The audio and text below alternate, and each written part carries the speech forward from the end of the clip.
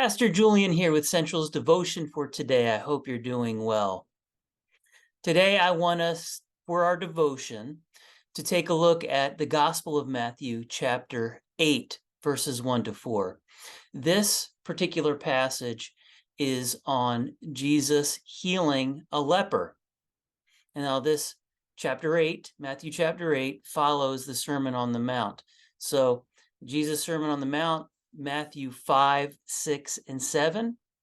And then chapter 8 starts out with Jesus healing a leper. And then there are other healings that he performs as well in the chapter and following chapters. So why don't we take a look at that passage together? When he came down from the mountain, great crowds followed him. Now, great crowds followed him. Great crowds followed Jesus because he had just preached the Sermon on the Mount. There are two, in addition to Jesus' just incredible presence, I'm sure he had a great presence, but the two things that really drew people to Jesus and made them follow him in crowds and droves were his teaching, which just happened, and some of the greatest teaching ever, well known throughout all history, Jesus' Sermon on the Mount. So there are great crowds that are following him. The second thing that got people really intrigued in following Jesus and compelled was his healing miracles. And so here we have Jesus' healing miracles. So first we have his incredible teaching, and now his healing miracles. And so the crowds followed him down out of the mountain. I'm not sure if there's a crowd around him in this particular moment or how much distance is there, because verse 2 says, "And behold, a leper came to him and knelt before him, saying, 'Lord, if you will, you can make me clean.' Lord, if you will, you can make me clean." So let's just go into this a little bit together. Leprosy starts with losing the sensation in your extremities, your hands, your fingers, all those things, and then it begins to you lose feeling, and soon you begin to lose muscle, and your muscles just kind of melt away, and eventually this is a disease that affects the nerve trunks, and so then they'll start receding, and your hands will become kind of like claws. Eventually, you will could start losing your fingers and your toes, and then down the line even more, you might just lose a hand, just falls off, or a foot. It is a disease that rots you. It's basically it is death by inches, and you are a human corpse just rotting away, but you're alive, and there is nothing that you could do to stop it. And this was talked about in the Jewish law. The priests, in the law, and the priests enforces not allowed to be within 6 feet of a leper. There's only one thing that could defile you more than being near a leper, and that is being near a corpse.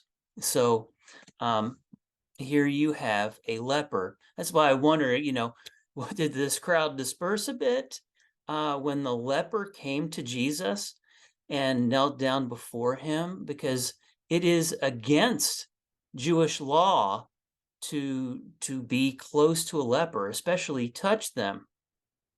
And so, and leprosy was contagious. It was. So, and behold, a leper came to him and knelt before him, saying, "Lord, if you will, you can make me clean." This is the first that we read of in the Gospels that someone calls Jesus Lord. And it's a leper. coming to Jesus, a leper um, uh, who has been abused, basically, um, by the Jewish priests. They looked at lepers as if they were gaining some sort of punishment from something that they had done, that they deserved the leprosy, that they had some sort of special offense against God, that God would do this to them, and so they would hurl stones at them. They would say horrible things to them. I mean, it's not bad enough that these people are suffering, um, but they're also completely ostracized um, and ridiculed by the holy.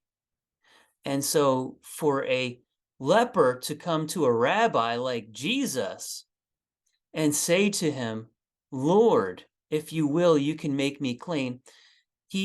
This word "Lord" here is not this word "Lord," the way that it is in this verse, is as if he were saying Yahweh, calling Jesus the divine God.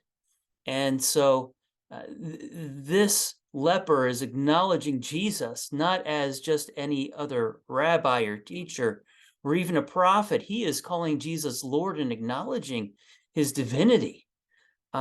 He says, "If you will, you can make me clean." And he doesn't just say, "You can heal my physical ailment." He says, "Lord, you can make me clean." Not just physically clean, but also spiritually clean. And that is the desire of this leper, is to be cleansed of all of the awfulness that is inside of him, outside, inside, from all that he has experienced. He needs to be cleansed. He also may believe that he deserves this leprosy, that he had done something. He needs to cleanse himself of that sin, perhaps the sin of awful thoughts that he's had about others. But he needs to be cleansed, and he knows he needs to be cleansed. And this lepers could never receive the cleansing that the average Jewish person could receive, because they weren't allowed in the temple. They weren't allowed to make sacrifices. They were prevented from worshiping God the way that they're supposed to, the way that you and I are supposed to. And so here this leper comes. "Lord, if you will, you can make me clean." And Jesus responds by stretching, and Jesus stretched out his hand and touched him, saying, "I will be clean." And immediately his leprosy was cleansed. And Jesus said to him, "See that you say nothing to anyone, but go, show yourself to the priest, and offer the gift that Moses commanded for a proof to them." Jesus stretched out his hand and touched him, saying, "I will make you clean. Be clean." And the man was cleansed of his leprosy. It is illegal to touch a leper, but when Jesus touched that leper, he wasn't a leper anymore, was he? No, he wasn't. And I can't even imagine that this leper has not been touched by another human being for a long time, I'm sure. Never thought that he would ever be touched by another human being. But he was. He was touched by another human being, someone who is fully human and fully divine. And that was Jesus. And he cleansed him. And Jesus said to him, "See that you say nothing to anyone, but go show yourself to the priest and offer the gift that Moses commanded for proof to them." This man, now that he no longer has leprosy, There's nothing preventing him from going and worshiping and making the sacrifice that he needs for the spiritual cleansing according to the Jewish law. And so Jesus sends him to follow the law and to be cleansed in the eyes of all of the Jewish people and in the eyes of God. This leprosy, the biggest problem with it is that it was an obstacle of worship to God. And he came to Jesus and he said, I need to be cleansed. You know, this leprosy is an obstacle, and Jesus cleansed him. If you look at all the people that Jesus healed, these Jewish people that he healed, the blind, the paralytics, these people could not go into the temple and properly worship God, properly make sacrifices. And so what Jesus does is he heals them and he takes away those obstacles that are preventing them from being able to fully worship God. And it's one of the reasons why we see in the Exodus that God sent Moses after those 400 years. There had become a cry out from the people of Israel that they needed God to come. They weren't able to worship him the way, fully worship him the way that they were meant to worship him because of the slavery, because of being crushed under the heels of the oppressing Egyptians.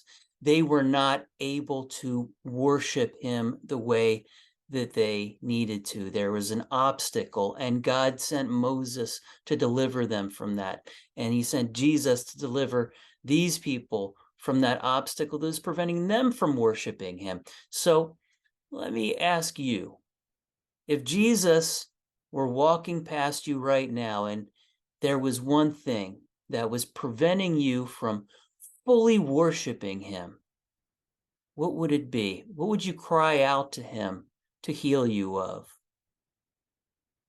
Now, I just encourage you to do that.